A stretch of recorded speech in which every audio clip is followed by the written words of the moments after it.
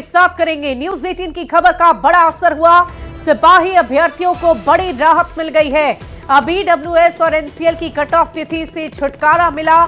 Cut off तिथि और काल अवधि अंकित नहीं होने पर अयोग्य होंगे। केंद्रीय चयन पर्षद सिपाही भर्ती ने नोटिस जारी कर दी है। 9 दिसंबर से अब फिजिकल टेस्ट में शामिल हो सकेंगे अभ्यर्थी। कुल मिलाकर 1,60,000 अभ्यर्थी लिखित परीक्षा पास कर चुके हैं।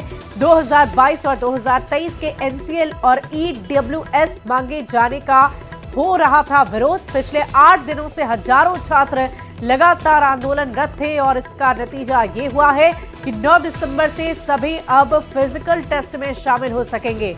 परिषद ने सामान्य प्रशासन विभाग से मंतव्य मांगा है और 21,000 से ज्यादा पदों पर बहाली निकाली गई थी, जिसके लिए लाखों अभ्यर्थियों ने परीक्षा भी दी थी। तो न्यूज 18 की खबर का बड़ा असर। एनसीएल ईडब्ल्यूएस में कट ऑफ को लेकर जो विरोध जारी था उस पर अब सुनवाई हो गई है। केंद्रीय चयन परिषद की तरफ से जारी कर दी गई है तारीख। 9 दिसंबर से सभी फिजिकल टेस्ट दे सकेंगे। 8 दिन से छात्र लगातार आंदोलनरत थे और इसी सिलसिले में न्यूज 18 ने इस खबर को बहुत ही प्रमुखता से दिखाई। और कल मुंबई में देवेंद्र फडणवीस के शपथ ग्रहण समारोह में बिहार के सीएम नीतीश कुमार भी शामिल होंगे। कल तीसरी बार देवेंद्र फडणवीस महाराष्ट्र के मुख्यमंत्री की कुर्सी संभालेंगे और मुंबई में हुई बीजेपी विधायक दल की बैठक में फडणवीस के नाम पर अंतिम मुहर लग गई है। बैठक में देवेंद्र फडणवीस को विधायक दल का नेता चुना गया। एकनाथ शिंदे और अजित पवार डिप्टी सीएम होंगे। कल मुंबई के आजाद मैदान में भव्य शपथ ग्रहण समारोह होगा और शपथ समारोह में सीएम नीतीश कुमार भी शामिल होंगे। बावनकुळे साहेब यांना नम्र विनंती आहे, त्यांनी देवेंद्रजींचं स्वागत करावं।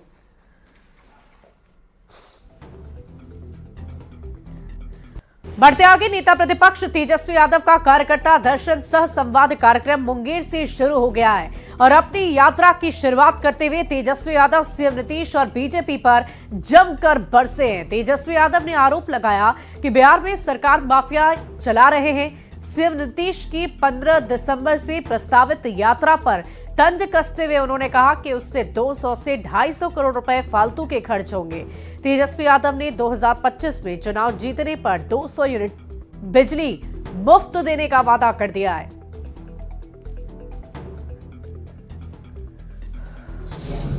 लगातार 20 साल शासन कर लिया अब ना ही उनका कोई विजन नजर आता है नया कि बिहार को आगे कैसे ले जाए, बिहार में कारखाने कैसे लाए, बिहार में पलायन को कैसे रोकें, बिहार को आगे कैसे बढ़ाएं।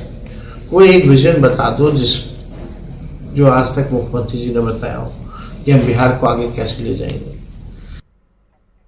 बढ़ते आगे, सीएम नीतीश कुमार की प्रस्तावित महिला संवाद यात्रा पर सियासत लगातार जारी है। नेता प्रतिपक्ष तेजस्वी यादव ने भी नीतीश कुमार की यात्रा पर सवाल उठाए हैं, जिसको लेकर मंत्री जयंत राज ने पलटवार कर दिया है और ये पूछा है कि तेजस्वी यादव को सीएम की यात्रा से कष्ट क्यों है। तो इतना तेजस्वी यादव जी को कष्ट क्यों है, ये तो समझ से बाहर है। सरकार की योजनाएं चल रही है, वो सारी योजनाओं का फीडबैक लेने के लिए माननीय मुख्यमंत्री लगातार यात्रा कर रहे हैं। वहीं तेजस्वी के सवाल पर मंत्री श्रवण कुमार ने भी जवाब दे दिया है। उन्होंने महिलाओं के लिए सीएम नीतीश की ओर से किए गए कार्यों को गिनवाते हुए कहा कि सीएम नीतीश ने महिलाओं को संबल दिया है और इससे विपक्ष के पेट में दर्द हो रहा है। उन्होंने साथ ही ये भी कहा कि 2025 में विपक्ष का इलाज होगा। जब संबल देने के लिए, उनको मजबूती देने के लिए, उनके लिए कोई योजना बनती है तो विपक्ष के नेता लोग को पेट में दर्द होता है, सिर में दर्द होता है। सिर में दर्द हो, पेट में दर्द हो, पाँव में दर्द हो, 2025 में उसका पूरा इलाज किया जाए। वहीं बिहार विधानसभा में नेता प्रतिपक्ष तेजस्वी यादव ने सीएम नीतीश कुमार को सरकार का सिर्फ और सिर्फ मुखौटा बताया है, जिस पर राजनीति गर्मा गई है। तेजस्वी यादव के इस बयान के बाद एक सुर में एनडीए नेताओं ने पलटवार किया और ये पूछा है कि तेजस्वी यादव की पार्टी आखिर कौन चला रहा है।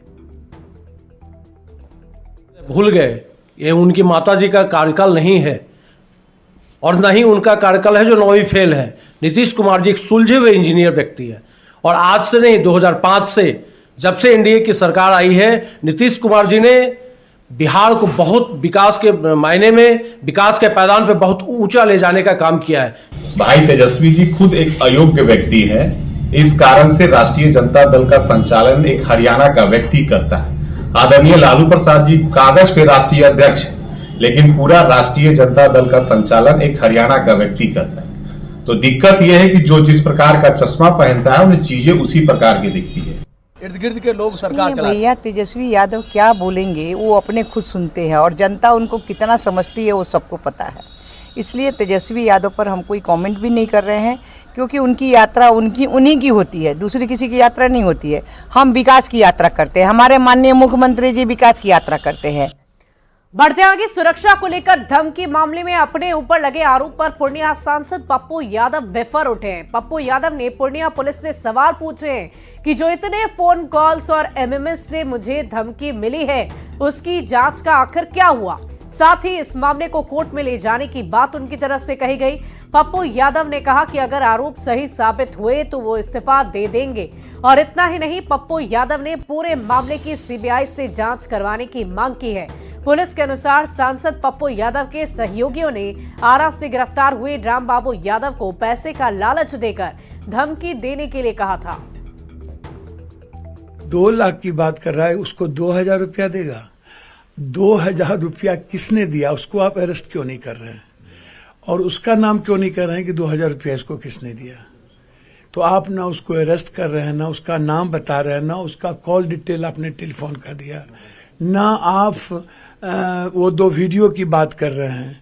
आप ये कैसे किसी एमपी और किसी व्यक्ति पर जो लगातार आपको 2 महीने से आपको क्रिमिनल्स का, माफिया का डिटेल दे रहा है। भैया, मैं तो मुख्यमंत्री जी को डिटेल दिया, अमित शाह जी को डिटेल दिया, लगातार आईबी जांच कर रही है, तो हम तो सीबीआई इंक्वायरी की मांग चाहते हैं। आप हाई कोर्ट जा रहे हैं, हाई कोर्ट में? हाँ, और हिम्मत है तो सीबीआई इंक्वायरी कराए, हाई कोर्ट के बेंच से मॉनिटरिंग कराए। या तो मैं रिजाइन करूंगा या तो सरकार रिजाइन करे।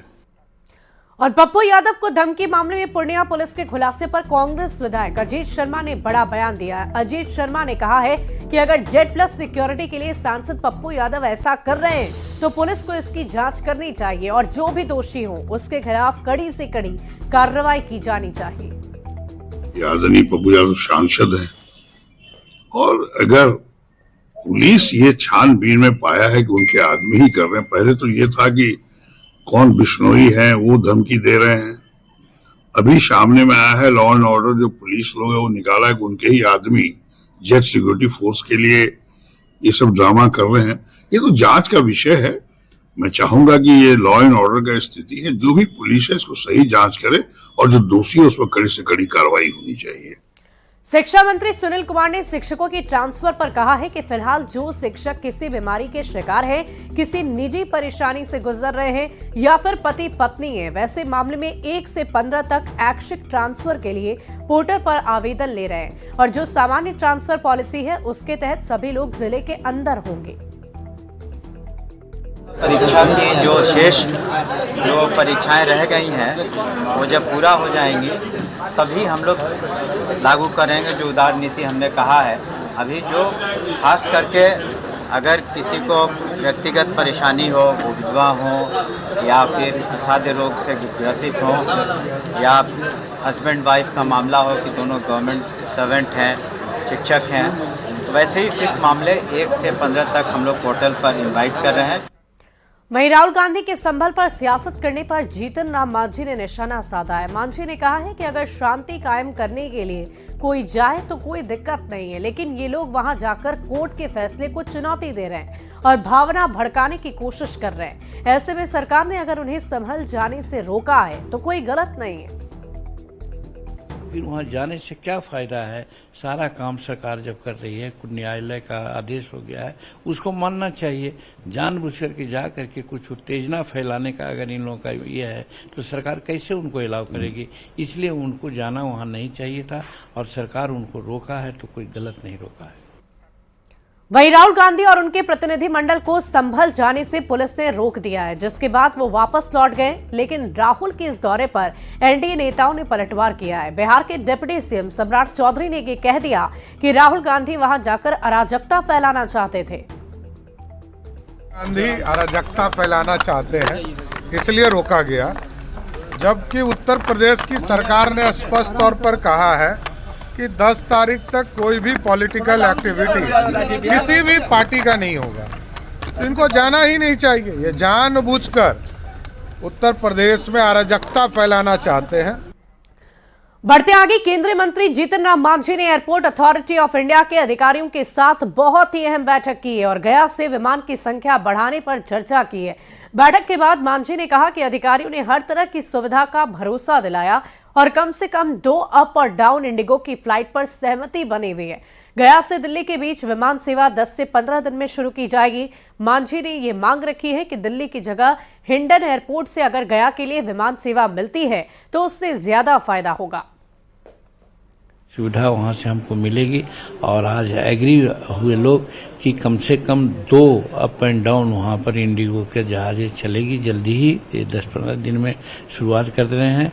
और दूसरी बात, एक नई बात वहाँ पर आई है कि जो हम लोग एयरपोर्ट दिल्ली में अराइव करते हैं उसके जगह पर गाजियाबाद के नज़दीक में यहाँ से एक जहाज़ हिंडल कहा जाता है, वहाँ से गया जाएगा या गया से और सब जाएगा, तो भाड़ा भी कम लगेगा और गाजियाबाद का जो एयरपोर्ट है उससे उतना ही समय में आ जाएंगे जितना दिल्ली एयरपोर्ट से हम लोग आते हैं मेन टाउन में, इसलिए कहीं कोई असुविधा नहीं होगी। और वहाँ से फिर इंटरनेशनल फ्लाइट की बात आती है, बात हुई कि वहाँ से चेन्नई और चेन्नई से कोलंबो और कोलंबो से चेन्नई और चेन्नई से फिर यहाँ फिर गया, इस तरह के जहाज़ का फेरी करने के लिए एग्रीमेंट हो गया है और हम समझते हैं कि 1 महीना के अंतर्गत ये फ्लाइट शुरू हो जाएगा। और कार्गो का जहाँ तक सवाल आता है उसमें अभी बात कलेक्टर से भी हुई। कलेक्टर ने कहा कि ज़मीन का थोड़ा सा लिटिगेशन है। इन लोगों ने कहा कि ज़मीन हमको और अगर करीब करीब 30 एकड़ की ज़मीन 25 एकड़ ज़मीन मिल जाती है तो हम लोग और इंटरनेशनल जहाज भी वहाँ पर उतारेंगे और कार्गो भी उतारेंगे, क्योंकि अभी कोई भी जहाज आएगा तो 1 टन से ज़्यादा माल नहीं ला सकता है और जैसे ही उनको जगह मिल जाएगी तो 20 टन सामान ले आ जा सकते हैं। तो उसके लिए भी प्रयास हम लोग कर रहे हैं कि जल्दी से ज़मीन मिल जाए ताकि कार्गो सेवा भी शुरू हो जाए।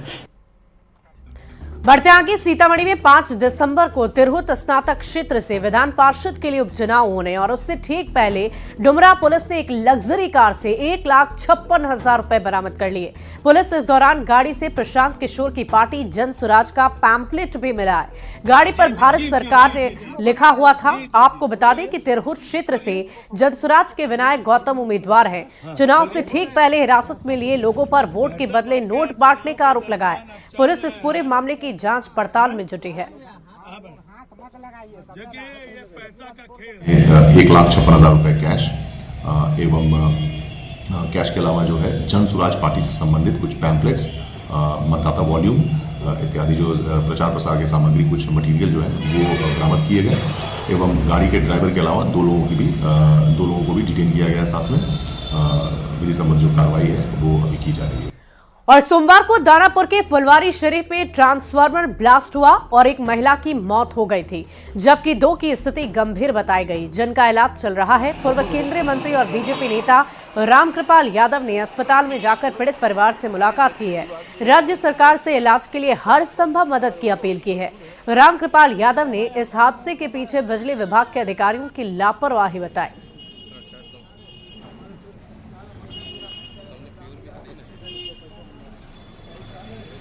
माननीय मुख्यमंत्री जी का ध्यान आकृष्ट कराना चाहूँगा कि इमीडिएट मृतक परिवार को मुआवजा मिले और उनके इलाज की समुचित व्यवस्था किया जाए, क्योंकि पीएमसीएच में पहले ही लोग एडमिट करवाया था लोगों ने, मगर वहाँ उचित इलाज नहीं हुआ जैसा कि परिवारजन ने शिकायत की, तो मजबूरी में उनको किसी निजी हॉस्पिटल में आकर के इलाज कराना पड़ रहा है।